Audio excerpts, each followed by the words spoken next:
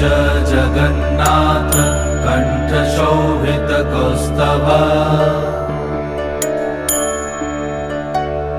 Padmanabha Vedgarbh चन्द्रसूर्यविलकरा Jagannath Loknath नीलाद्रीश परहरि दीनबन्धुर्दया Sindhu Kripalu जनरक्षक कम्बुपाणि Chakrapani Padmanabha Narottam